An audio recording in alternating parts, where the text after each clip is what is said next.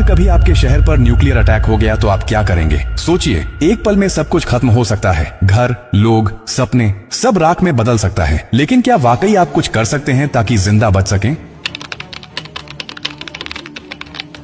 हाँ, अगर आप अभी से तैयार हैं, ये जानकारी जिंदगी और मौत के बीच की दूरी तय कर सकती है। क्योंकि जब एक न्यूक्लियर बम गिरता है तो सिर्फ धमाका ही नहीं होता, उसके बाद शुरू होता है वो खतरनाक खेल जिसे कहते हैं रेडिएशन फॉलआउट। और उसमें जो जिंदा बचता है वो भी धीरे धीरे मरने लगता है। सबसे पहले जानिए कि जैसे ही न्यूक्लियर बम गिरता है, एक तेज सफेद रोशनी आपके सामने आती है। इस रोशनी को देखना मतलब अपनी आंखों की रोशनी खो देना। आप अंधे हो सकते हैं, स्थायी रूप से। इसलिए पहला कदम, जैसे ही धमाके की खबर मिले या रोशनी दिखे, तुरंत जमीन पर लेट जाइए, अपनी आंखें और कान बंद कर लीजिए और चेहरे को किसी कपड़े से ढक लीजिए। ये पहली रक्षा है। अब सवाल उठता है कि कहां जाएं? तो याद रखिए, अगर आपके आसपास कोई मेट्रो स्टेशन है, बेसमेंट है, अंडरग्राउंड पार्किंग है, तो वहीं भागिए, क्योंकि जमीन के नीचे रहना न्यूक्लियर फॉलआउट से बचने का सबसे कारगर तरीका है। लेकिन अगर कुछ नहीं है तो अपने घर को ही शेल्टर बनाना पड़ेगा। सारी खिड़कियां, दरवाजे बंद कर दीजिए। हर छोटी छोटी दरार को भी किसी कपड़े, टेप या गत्ते से बंद कीजिए। हवा का एक भी रास्ता नहीं खुला रहना चाहिए। अटैक से पहले या जैसे ही खबर मिले, आपके पास सिर्फ कुछ मिनट होंगे। उसी वक्त पानी भरिए, बाल्टी, बोतल, ड्रम, जो भी है।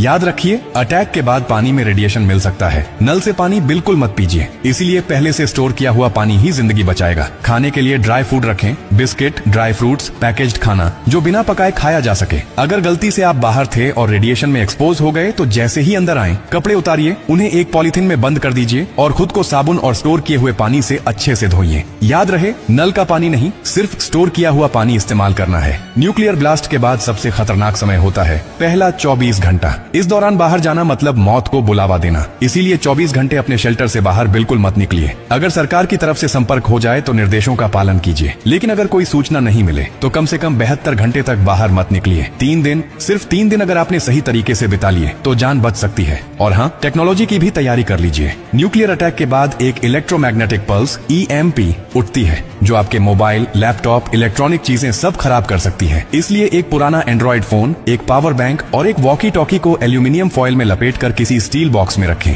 ये आपको बाकी दुनिया से संपर्क में रखेगा। सबसे जरूरी बात, घबराइए मत, पैनिक नहीं करना है। हर फैसला सोच समझ कर लीजिए, क्योंकि न्यूक्लियर अटैक एक टाइम गेम है। जो जितना शांत रहेगा, उसकी जान बचने के चांस उतने ही ज्यादा होंगे। और याद रखिए, ये जानकारी सिर्फ आपके लिए नहीं, बल्कि आपके परिवार, दोस्तों, पड़ोसियों और पूरे समाज के लिए है। क्या आप अकेले सुरक्षित रहना चाहते हैं? नहीं ना? तो इस जानकारी को हर उस इंसान तक पहुंचाइए जिसकी जिंदगी की आपको परवाह है। हो सकता है आपकी एक शेयर से किसी माँ का बच्चा जिंदा रह जाए, किसी पिता की आखिरी उम्मीद बच जाए, किसी बहन का भाई लौट कर घर आ जाए। और यही तो असली इंसानियत है। और हाँ, जब आप जिंदगी बांट रहे हैं तो एक वादा भी कीजिए। डॉक्टर कार्डियो की हर पोस्ट से कुछ सीखेंगे और दूसरों को भी सिखाएंगे, क्योंकि हमारा मकसद सिर्फ कंटेंट नहीं, आपकी सुरक्षा है, आपकी जिंदगी है।